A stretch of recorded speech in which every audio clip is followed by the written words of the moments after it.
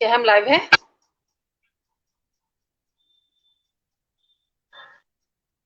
Live हो चुका है क्या? जी हो चुका है। नमस्कार। धात का जो हमारा फेसबुक लाइव का जो हमारा सफर है वो अभी जारी है और आज इस सफर में हम पहुंचे हैं स्मृति वन में। स्मृति वन जहाँ के हम पर्यावरण को सामाजिक सहयोग से जोड़ने का प्रयास कर रहे हैं और स्मृति वन से आज मैं नीना रावत आप सभी का इस फेसबुक लाइव को देख रहे हमारे सभी साथियों का और हमसे हमारे आमंत्रित सहयोगियों का साथियों का स्वागत करती हूँ। और अ, हमारा जो ये स्मृति वन का जो हमारा कॉन्सेप्ट है इसमें हम जन सहयोग से इसको विकसित कर रहे हैं। तो क्योंकि आम लोगों से हमारा रोज वाबस्ता हम होते हैं और तो हमें से जो है फेस कॉन्टेक्ट्स के जरिए फोन कॉल्स के जरिए जो है लोग हमसे कांटेक्ट करते हैं और स्मृति वन के बारे में जानकारी चाहते हैं। तो इसलिए मैं चाहती हूँ कि छोटा सा मैं संक्षिप्त परिचय जो है स्मृति वन का आप सबको देना चाह रही हूँ। स्मृति वन जो है हमारा देहरादून उत्तराखंड में मालदेवता रोड पर स्थल गांव में स्थित है और जहां पर कि हम आप सब मिलकर हम आपके सहयोग से यहाँ पर अपने प्रियजनों की चिर स्मृति में पौधारोपण हम लोग यहाँ पर कर रहे हैं और उसके बाद जो हमारे सभी सदस्य मिलकर अपनी अपनी सुविधा अनुसार वहां पहुंचकर इन पौधों की देखभाल करते हैं और इस वन को विकसित कर रहे हैं।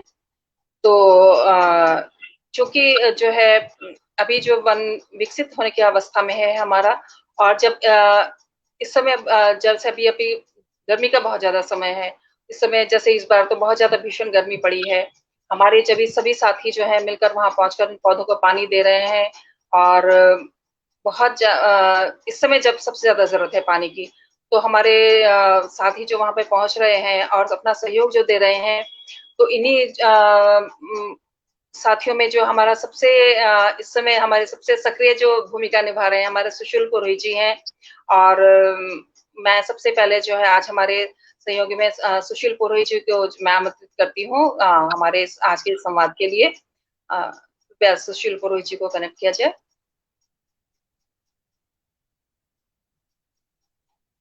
नमस्कार। नमस्कार सुशील। नमस्कार। धात के सभी और साथियों को मेरा नमस्कार।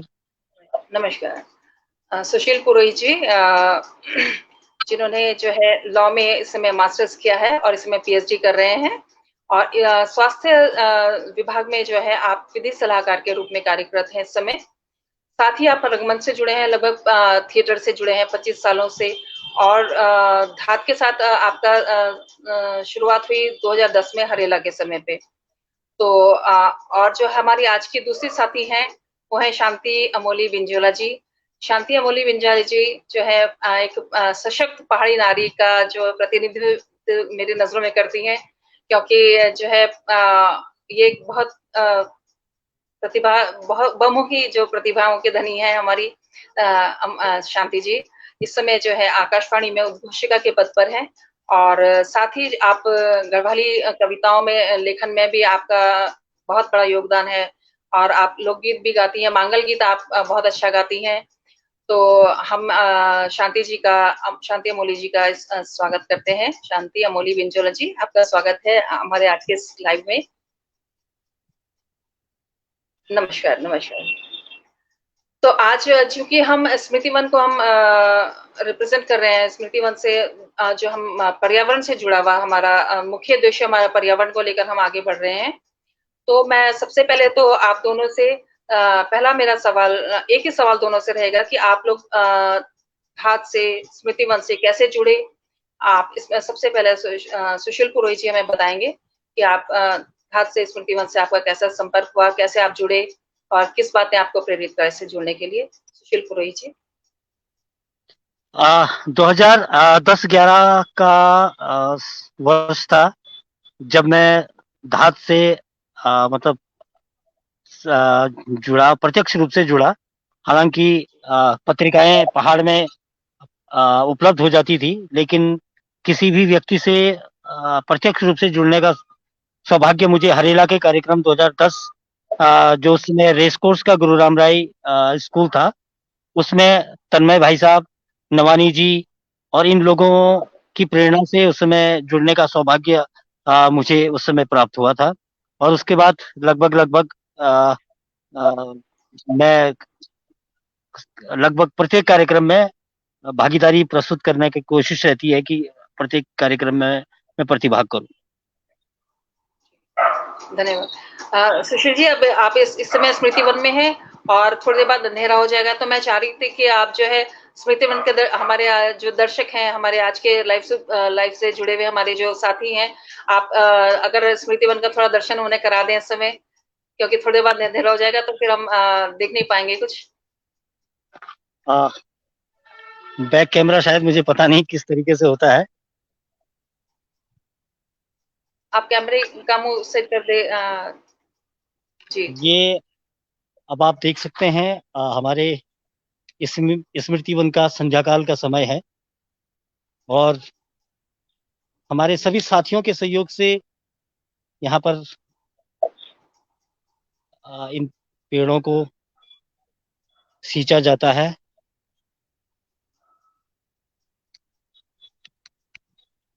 ये चबूतरे इस तरीके से हमारे यहाँ पर बने हैं और आप देख सकते हैं कि हमने अपने जो विशिष्ट जन जो हमारे पहाड़ में हुए हैं, जो हमारे में हुए हैं, उनके नाम से यहाँ पर, और जो हमारे अन्य साथी हैं उन्होंने अपने प्रियजनों के नाम से यहाँ पर इन पौधों को रोपा है।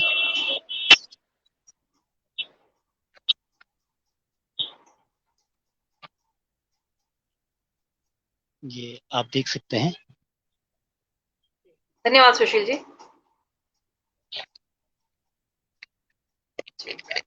आपका बहुत बहुत धन्यवाद। आपने जो इस समय जो रोज ही यहाँ पे लगभग रोज ही अपने ऑफिस से काम निपटाने के बाद आप 2 घंटे 3 घंटे का समय स्मृति वन को दे रहे हैं और ये एक बड़ा अच्छा सा मौका था कि आप इस समय स्मृति वन में थे, जैसे कि रोज की तरह।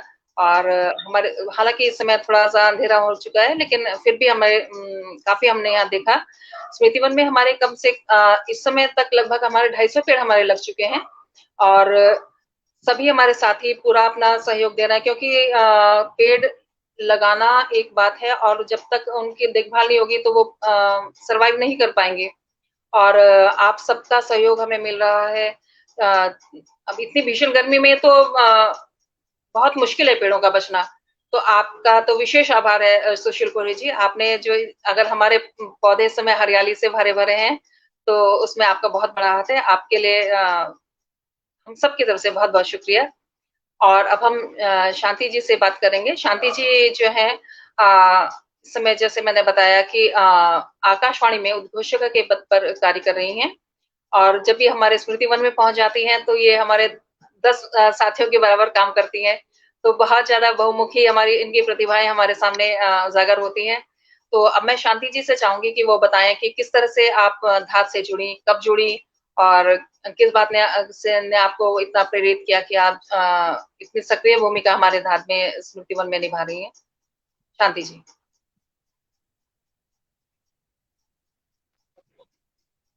शांति अमोली जी, आप हमें सुन पा रही हैं? सुन पा रही हूँ दीदी।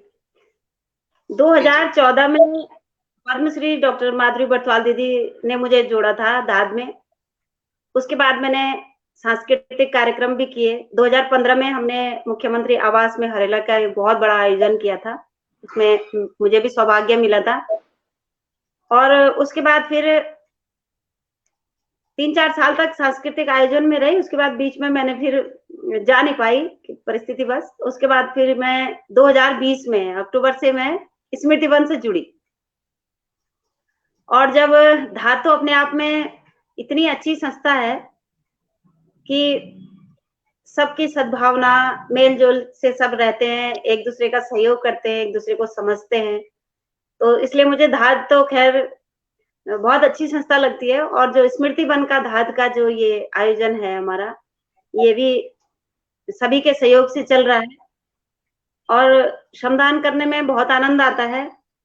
हम सब के प्रियजनों की स्मृतियों में जो वृक्ष लगे हैं वहां पर अभी पौधे हैं, बड़े होके वो वृक्ष बनेंगे और फिर एक सुंदर सा स्मृति वन हमें मिलेगा और स्थानीय लोगों को इसका बहुत बड़ा फायदा मिलेगा। तो क्योंकि वन तो सभी के लिए बहुत उपयोगी होते हैं। जब ये वृक्ष बड़े हो जाएंगे तो अभी तो हमें खाद की बहुत जरूरत पड़ रही है, लोग ला भी रहे हैं खाद, लेकिन बाद में जब ये वृक्ष बड़े होंगे, इनके पत्ते झड़ेंगे, फिर इनकी खाद बनेगी। अभी लोग मिट्टी ला करके भी डालते हैं अपने अपने पौधों में, बहुत लोग सहयोग भी कर रहे हैं। तो इसके लिए धाद बहुत धन्यवाद का पात्र है, बहुत बधाई का पात्र है कि धाद ने इतनी अच्छी मुहिम चलाई है ये। इसके लिए हम सब धाद के ऋणी हैं एक तरीके से। और आपने कहा कि जी आपने कहा श्रम की बात, तो वहां जाकर के मन ऐसा होता है, मैं तो मोबाइल स्कूटी की डिग्गी में डाल देती हूँ, निकालती भी नहीं हूँ, और ये सोचती हूँ कि इतनी दूर से जब मैं जा रही हूँ तो थोड़ा तन मन धन से वहां पे लग जाती हूँ। और अब पुरोहित भाई साहब इतना बड़ा योगदान कर रहे हैं, ये तो बहुत बड़ा योगदान है। और वैसे भी हमारे यहाँ तो वृक्षों को पूजा भी जाता है, हमारी संस्कृति में तो पूजने का भी विधान है। धन्यवाद शांति जी, आपने बहुत अच्छी बात हमें बताई कि जो है हमारे तो संस्कृति में ही हमारी भारतीय परंपरा में हमें पेड़ों को पूजना सिखाया गया है।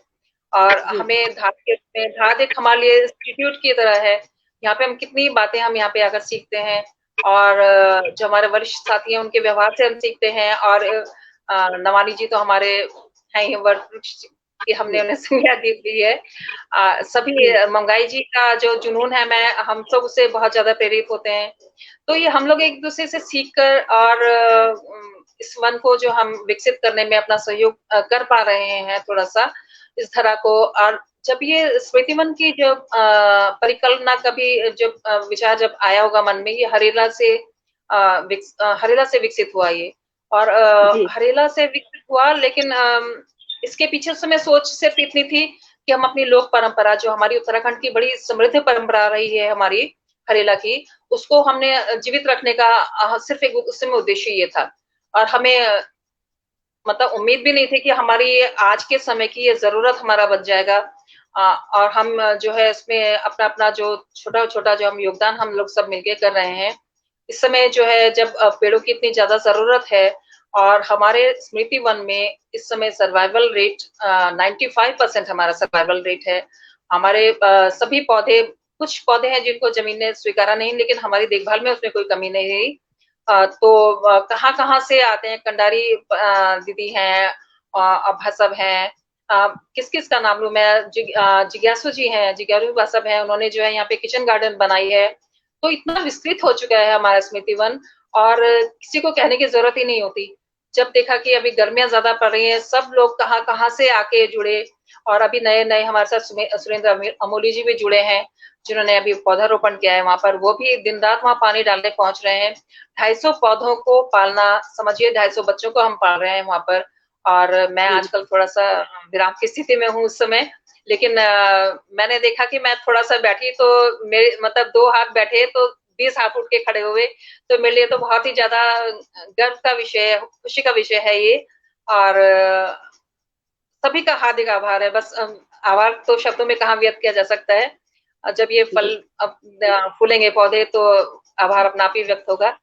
तो अब हम इस वार्ता को थोड़ा आगे बढ़ाते हुए, चूंकि हम सभी ऐसे क्षेत्र में रहते हैं गढ़वाल में, उत्तराखंड में, यहाँ पर वृक्षों का और वनों का बहुत ज्यादा महत्व भी है और आच्छादित भी है हमारा उत्तराखंड।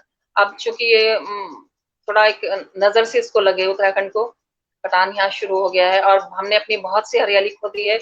लेकिन हमारे जो पहाड़ हैं, हमारे पहाड़ के लोकगीतों में और हमारे पहाड़ के संस्कृति में ही जो है वनों को बहुत ज्यादा महत्व दिया गया है। तो शांति जी, मैं आपसे पूछना चाहूंगी कि जो हमारे लोकगीत है, आप लोकगीत भी गाती हैं और आप जो है लोक संस्कृति से बहुत ज्यादा जुड़ी हैं, तो आप हमें थोड़ा सा बताएंगे कि किस तरह से हमारे लोकगीतों में पर्यावरण को महत्व दिया गया है, पर्यावरण को किस तरह से संरक्षित करने का संदेश दिया गया है। थोड़ा सा आप हमें कुछ इस बारे में बताएं, क्योंकि मुझे पता है कि आप इस बारे में अच्छी जानकारी भी रखती हैं और मैं चाहती हूँ कि सभी इससे लाभान्वित हों। शांति जी। सबसे बड़ी बात दीदी ये है कि हमारे बुजुर्गों ने ये वन हमारे लिए छोड़े हैं एक धरोहर के रूप में। और हम सबसे बड़ी भूल यही करते हैं कि हमें जो चीज़ फ्री में मिल जाती है, हम उसकी कद्र नहीं करते। आज कुछ धन लोभियों ने वन दोहन किए हैं, अलग-अलग प्रकार से, जिससे हमारे पानी के स्रोत सूख रहे हैं। लेकिन पहले ज़माने में ये था कि घर के आस-पास भी छोटी पौधे से लेके बड़े पेड़ तक हमारे पूर्वज लगाते थे। और गीतों में भी आती है बात कि उस ज़माने में जब वृक्ष ज़्यादा थे, वन ज़्यादा थे, तो गाय गायें भी बहुत ज़्यादा थी। जब गाय पालते थे, हर एक परिवार में गाय पाली जाती थी। एक-एक नहीं 20-20, 25-25 गाय लोग पालते थे। और दूध की नदियाँ, मतलब ये खाली शब्दों में नहीं है, ये जो पुराने लोग बताते हैं दूध की नदियाँ, मैंने खुद बचपन में देखा। मेरी माँ की 21 गायें थी, बैल गाय छोटे-बड़े लगा के 21 थी जब मैं भी थी छोटी। और गाँव में मैं भी गाय चराती थी, तब हमारे घर में 8 किलो 10 किलो दूध होता था। और खूब मट्ठा जब बनता था तो पूरे गाँव के लोग आते थे। तो कहने का मतलब ये है कि पहले ज़माने में जब वन थे, वनों से ही सब कुछ उन्हें मिल जाता था। दवाइयाँ, उँगली कट जाती थी, तो एक जड़ी होती थी, उसको निचोड़ दो, फिर कपड़े से बाँध दो, हाथ ठीक हो जाता था। किसी की हड्डी टूट गई तो आपस में इधर-उधर से जड़ी-बूटी लाए, उसमें हल्दी में तेल में लगाया और वो पट्टी बाँधी और वो ठीक हो जाते थे। किसी के पेट में दर्द है तो राख, छोटे बच्चों को कहते थे चूल्हे की राख मल दो उसके पेट में तो पेट दर्द ठीक हो जाता था। तो हमारे वैद्य भी हमारे पूर्वज ही थे, तब कोई डॉक्टर नहीं थे, कोई फ़ोन मोबाइल नहीं थे, कोई साधन नहीं थे, लेकिन तब भी वो लोग स्वस्थ रहते थे। इसीलिए रहते थे क्योंकि पर्यावरण उनका शुद्ध था, आस-पास का माहौल बहुत अच्छा था, पेड़ों से उन्हें शुद्ध हवा मिलती थी, जड़ों से पानी अच्छा मिलता था। और जब तो इसी तरीके से बहुत सारी बातें हो जाएँगी, तो मैं एक लोकगीत के माध्यम से बताती हूँ। पैया होता है जिसे हम पद्म कहते हैं, उसका बड़ा महत्व है। कहते हैं कि इसे भगवान कृष्ण पाताल लोक से लेकर के आए थे, द्वापर युग में। और ये नागलोक का वृक्ष है, इसलिए भगवान नागराज को चढ़ता है, ये ज़्यादातर इसकी पूजा विष्णु भगवान को चढ़ता है। तो गाँव में इस लोकगीतों में इस पैया के वृक्ष का बहुत अच्छा वर्णन है। तो मैं एक गीत के माध्यम से बताती हूँ। उससे पहले मैं भूल गई हूँ कि बद्री केदार जी के द्वार खुल चुके हैं और भगवान बद्री केदार जी हम सब पर कृपा बनाए रखें इस पावन भूमि में। तो थोड़ा सा मैं 2 पंक्तियों में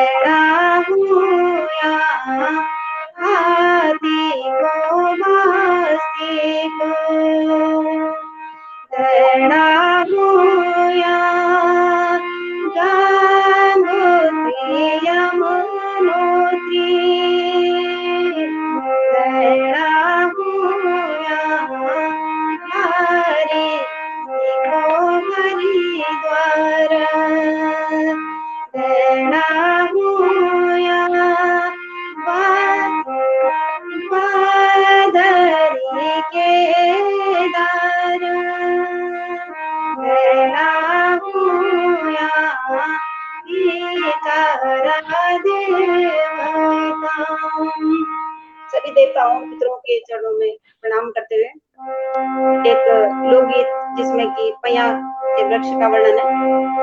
सेरा की नीलोरी के डाली पैया जामी, सेरा की नीलोरी में डाली पैया जामी,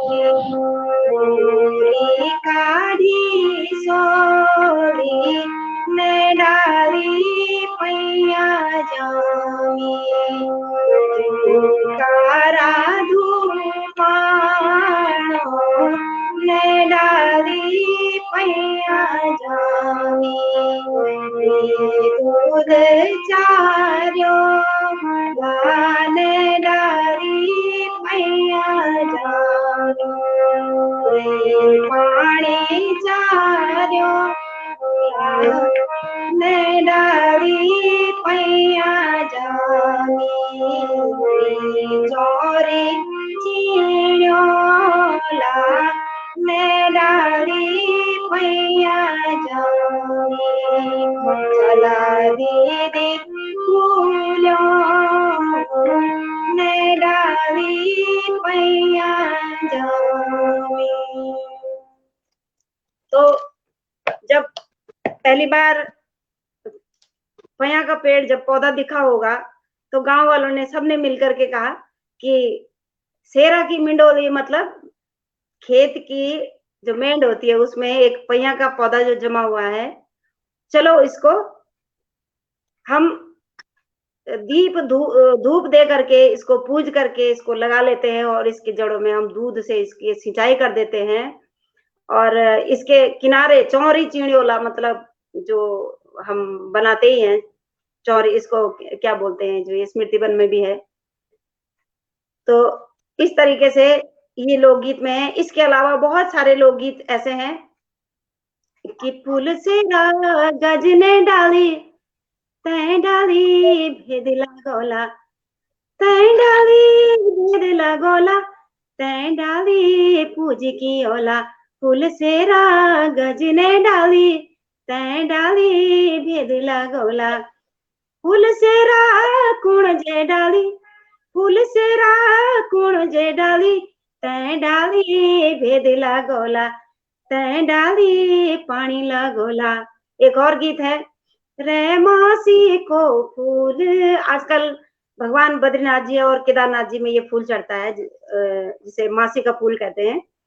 तो रे मासी को फूल हरि कुंज कह मैं नामो लो, हरि कुंज चैत मैं नामो लो, हरि कुंज कह मैं ना फूला लो, हरि कुंज बैसाख फूला लो, हरि कुंज। ये बैसाख में फूलता है और अब जो है ये भगवान बद्रीनाथ जी और केदारनाथ जी को ये फूल चढ़ता है। इसी तरीके से हमारे पहाड़ों में जैसे धार्मिक वृक्ष है, पीपल है, आम है, आंवला है, बेल है, नीम है, समी का पेड़ है, ये हमारे धार्मिक वृक्ष, पूजनीय वृक्ष माने जाते हैं। चंदन का पेड़ है, पैया का है, देवदार का है।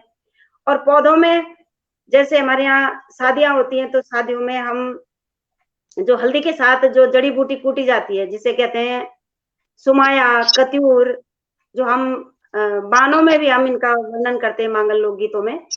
तो दुबलो, कुणजू, कांस, ब्वाज, कांस भगवान विष्णु की पूजा में भी चढ़ता है और पितरों के लिए भी कांस का प्रयोग किया जाता है। कत्यूर है और अन्य क्रियाओं में आंख ढाक का भी प्रयोग होता है।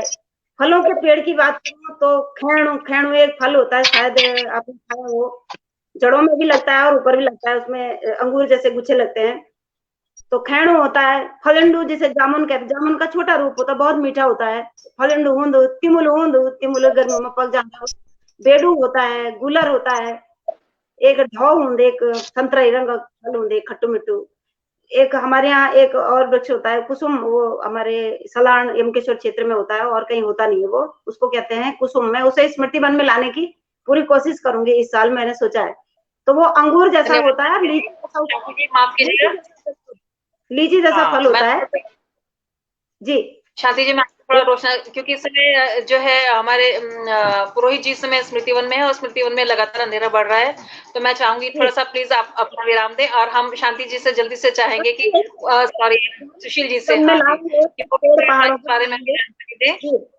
जी दीदी, जी जी जी धन्यवाद जी। हाँ हाँ हाँ, सुशील जी आप भी जो है अपने पहाड़ से बहुत ज्यादा जड़ों से जुड़े हुए व्यक्ति हैं इस समय और आपकी भी जानकारी बहुत विस्तृत है इस बारे में, तो मैं चाहूंगी आप भी अपने जो अपना अनुभव है, आपकी जो जानकारी है पहाड़ों के प्रति, पहाड़ों का जो योगदान है हमारे पर्यावरण के, उसमें आप भी इस पर कुछ प्रकाश डालिए प्लीज।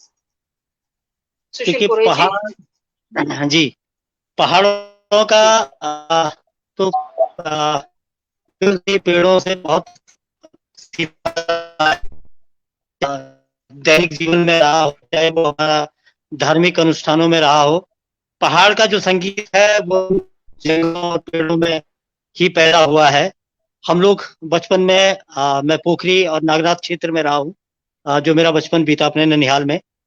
तो वहां पर हम देखा करते थे कि जो ग्रामीण महिलाएं जो घास लेने जाती थी, वो कभी भी जो पेड़ की जो चुख बोलते ना उसको, सिर, उसको कभी नहीं काटती थी। और मतलब उन्हें कहीं से कोई शिक्षा नहीं मिली थी, कहीं से कोई दर्शन उन्होंने, कोई शिक्षा उन्होंने नहीं ली थी कि पेड़ों को कैसे जीवित रखना है।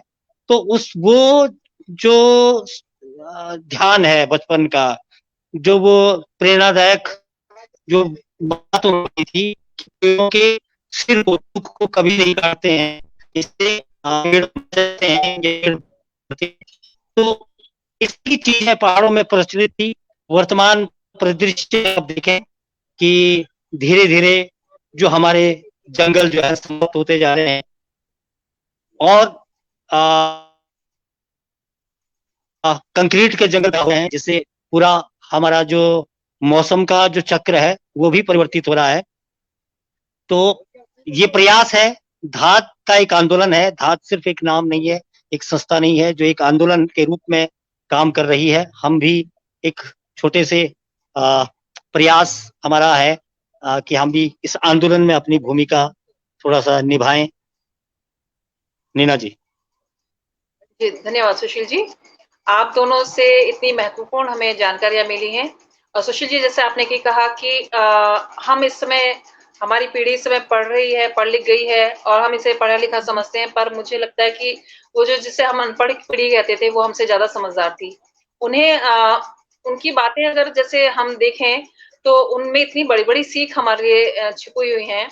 अब उस समय, जिस समय की चारों तरफ हमारे वनों का वन से आच्छादित थे हमारे क्षेत्र, उस समय भी पर्यावरण के बारे में उन्होंने इतना सोचा और गीत तक लिखे गए हमारे पर्यावरण के लिए और पेड़ों के संरक्षण के लिए, वनों के संरक्षण के लिए। तो ये एक बहुत बड़ी बात है और हम तो अब जागे हैं जबकि हम अपनी हरियाली को खोने की कगार में हैं। लेकिन उस समय पे ये उन्होंने वनों के महत्व को समझा। हमारी जो भी हमारे पुराने रीति रिवाज हैं और जिन्हें कि हम आजकल के बच्चे, जिन्हें कि वो समझ लेते हैं कि ये तो पुरानी बातें हैं, इनको कौन मानता है, लेकिन इनमें कितने बड़े बड़े गुण छुपे हैं। जैसे पूजा के टाइम पे भी हम जौ रखते हैं या काले तिलों का इस्तेमाल होता है, तो उसके पीछे कितने गुण, उसके रहस्य छुपे हुए हैं कि भाई पूजा में रखेंगे तो इसका मतलब इंसान उन्हें संरक्षित भी करेगा। और आज हमें पता चल रहा है, जब हम अन्न खाते हैं तो हमें कहते हैं कि जौ का आटा खाइए, न काले तिल को जो सफेद तिल से ज्यादा गुणकारी माना गया है। तो ये सब हमारी जो, जिन्हें हम अनपढ़ की पीढ़ी जो कह रहे थे, वो हमसे ज्यादा, बहुत ज्यादा समझदार थी, बहुत ज्यादा हमारे उनका सोचने का और दिमाग का असर हमसे बहुत ज्यादा था। हम तो बिना अपने किसी गलतफहमी में हम लोग जी रहे हैं। तो आप लोगों ने जो आज, जैसे शांति जी ने हमें बताया कि इतने महत्वपूर्ण गाने जो हमारे बने हुए हैं हमारे, और किस तरह से उनको जो है हम बचाएं उनको, अपने पेड़ को। और जो अब जो हमारा एक, जो हमारा पर्यावरण जो हमारा प्रदूषित हो रहा है इस समय, ये सिर्फ हमारी हवा और पानी नहीं, हमारी मिट्टी भी प्रदूषित हो रही है। और चूंकि आज मातृ दिवस है, तो इस मंच के माध्यम से, इस लाइव के माध्यम से मैं आप सभी से अपील भी करूंगी कि जो है हमारे भारतीय परंपरा में धरती को माता का दर्जा दिया गया है, तो हम अपनी सोच को थोड़ा विस्तार दें, विस्तृत करें और इस धरती को माँ के रूप में मानकर इसको संरक्षित करने का प्रण लें। अपनी माँ को तो हम पूजते हैं घर में, जैसा भी अपना हम अपना वो करते हैं, लेकिन इस धरती को अब इस मिट्टी को हमारी जरूरत है, क्योंकि हमारी जो भी हम पॉल्यूशन हम कर रहे हैं, हवा में है या पानी में है, वो आखिरकार वो हमारी मिट्टी में मिल रहा है। और जैसे कि हम शुद्ध हवा के बिना नहीं रह सकते, शुद्ध पानी के बिना नहीं रह सकते, उसी तरह इस मिट्टी अगर हमारी अशुद्ध हो गई तो सोचिए हम इस मिट्टी में क्या उगा पाएंगे और क्या हम खाएंगे और क्या हम आने वाली जनरेशन को क्या देंगे। तो ये अभी सभी से मेरी आज एक अपील है कि आप प्लीज अब इस मिट्टी को संरक्षित करने की दिशा में भी ध्यान दें। कई लोगों के मैंने सुना है कि दवाएं एक्सपायर हो जाती हैं, तो वो जमीन में मिट्टी में डाल देते हैं, गमलों में डाल देते हैं कि वो मिनरल्स का काम करेंगी, लेकिन ऐसा नहीं है। आप उसमें जो है आप उसको प्रदूषित कर रहे हैं मिट्टी को। और कई चीजें हैं, प्लास्टिक तो हम सब उसको हमारे इस पिछले हमने सेशन में इस बारे में बात की थी। तो और एक ही बात मेरी पिछले उसमें रह गई थी, मैं याद आई है तो मैं आप सबके से साझा भी करना चाहूंगी इसको, कि जैसे हमने प्लास्टिक पॉल्यूशन के बारे में पिछली बार बात की थी, तो उसमें क्या है कि हमारा दो तरह के हमारे वेस्ट हमारा घर से निकलता है। एक तो हमारा प्लास्टिक है, दूसरा हमारा गीला यानी कि हमारी किचन से निकलना जो हमारी सब्जियों के छिलके खाना हमारा है। तो प्लास्टिक हमारा अगर हमने सूखा अलग कर दिया है तो वो तो हमारा रिसाइकिल हो जाता है।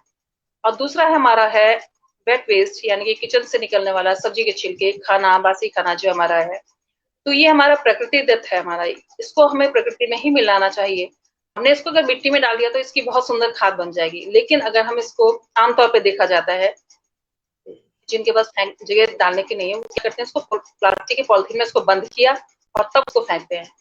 तो ये इतना ज्यादा नुकसान कर जाता है, क्योंकि एक तो प्लास्टिक में बंद हुआ तो आपकी प्लास्टिक खराब हुई, वो रिसाइकिल नहीं होगी। उसकी जब सड़ जाता है प्लास्टिक तो उसकी रिसाइकलिंग, उसकी वैल्यू बहुत कम हो जाती है फिर। और दूसरा क्या है, जिसके अंदर जो खाना है उसके अंदर मीथेन गैस बनती है, वो वातावरण करती है। खाना जो खाद का रूप बन सकता था वो सड़ जाता है, और प्लास्टिक खराब हुई, खाना खराब हुआ, उससे मीथेन गैस बनी, तो उससे हमने कितना नुकसान कर दिया। तो खाने को स्पेशली जो भी खाने की चीजें हैं, सब्जियों के छिलके हैं, उनको सीधे जमीन में डालिए, किसी गाय को खिलाइए, जानवरों को खिलाइए, पर प्लीज उन्हें प्लास्टिक के थैली में बंद करके ना फेंके।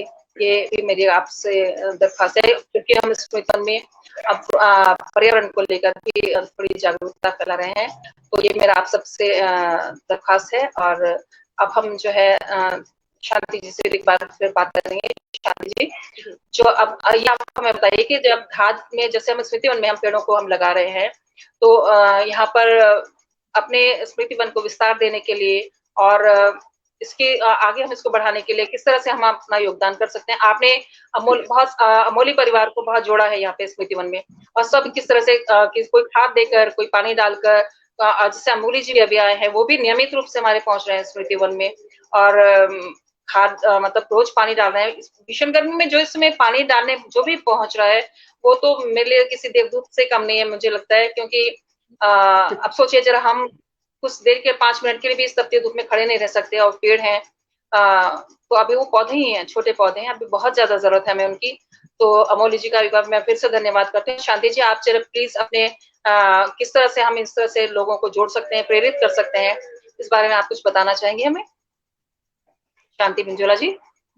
जी जी दीदी, आज जिस गति से वनों का दोहन हो रहा है और पर्यावरण का जो संतुलन है वो बिगड़ रहा है, कहीं अतिवृष्टि और कहीं सूखा हम झेल रहे हैं। हमने अभी झेला भी है, आपदाएं झेली हमने, रैणी की झेली है, उत्तराखंड उसकी केदारनाथ की झेली है। तो ऐसे में धाद स्मृति वन स्थानीय लोगों के लिए वरदान साबित होगा। हमारे लिए, सबके लिए तो है ही, लेकिन स्थानीय लोगों को इसका ज्यादा लाभ मिलेगा।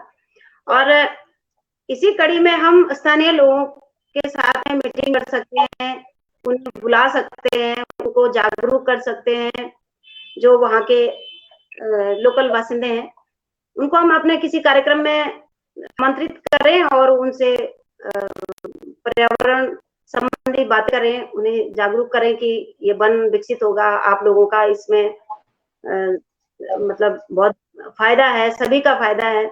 अतिवृष्टि से नहीं कोई प्रभावित होगा उस इलाके का, और ना ही वहाँ सूखा भविष्य में होगा, क्योंकि जब स्मृति वन बनेगा तो उसमें न जाने कितने जीव पैदा होंगे, कितने वृक्ष और उस छोटे पौधे भी पनपेंगे, जिसमें जैव विविधता का वो एक केंद्र भी बन सकता है भविष्य में, कौन जानता है।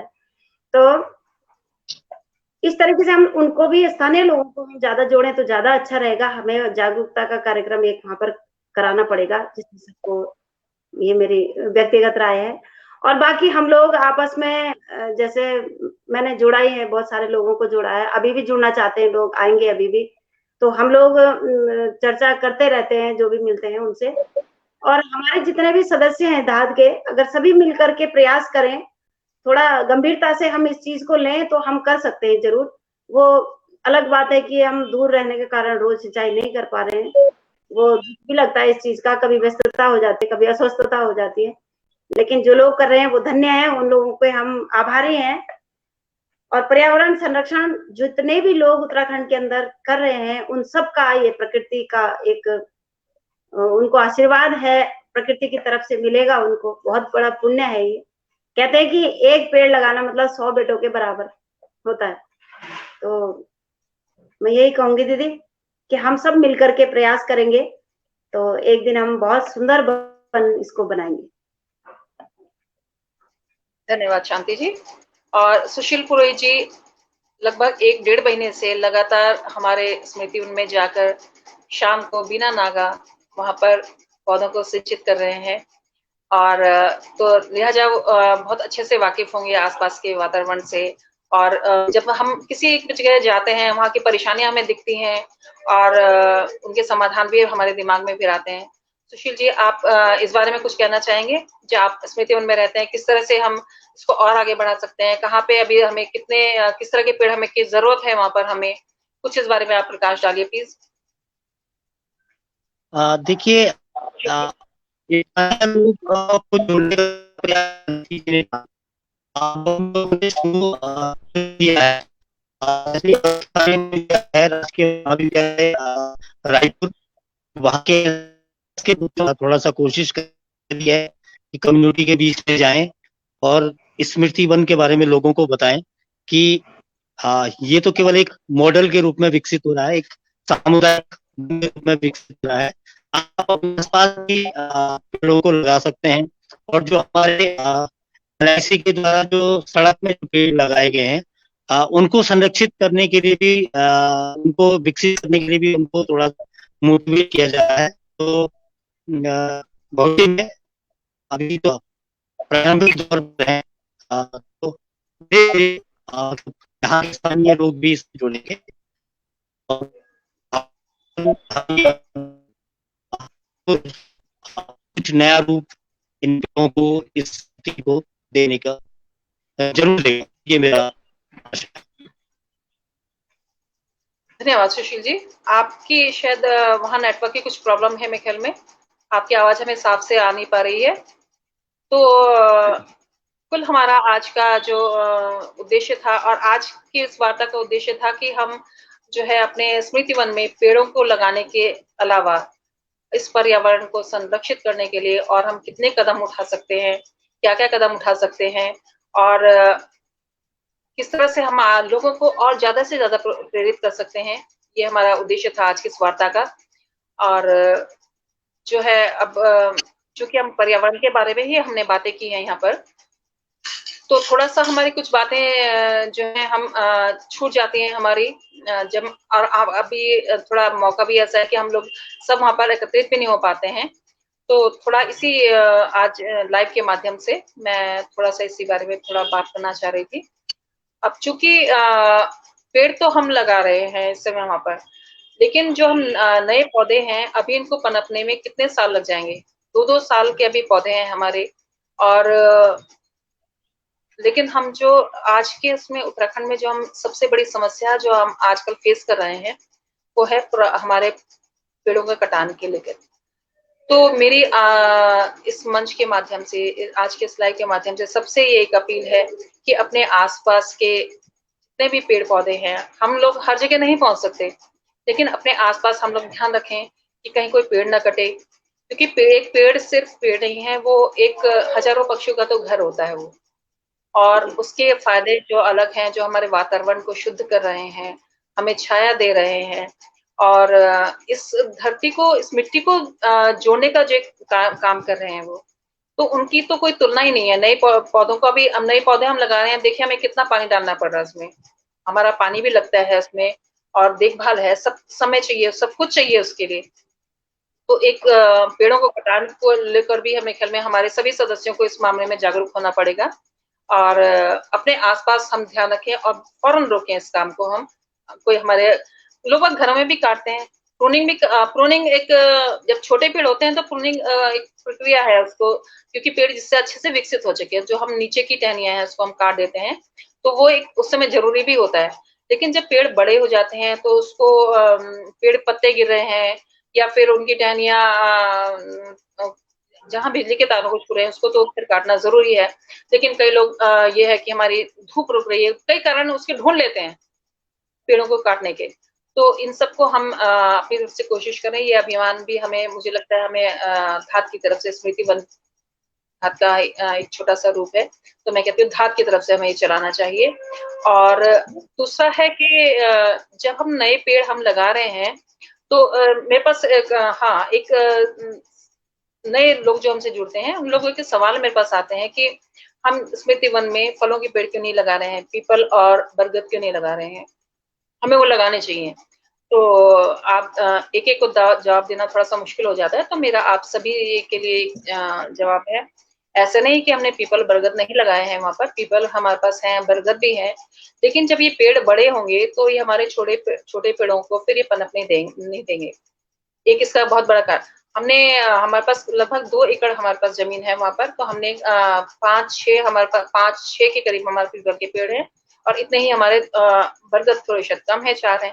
लेकिन सबको पता है कि बरगद कितना फैलता है, फिर वो अपने आस-पास कुछ नहीं होने देता।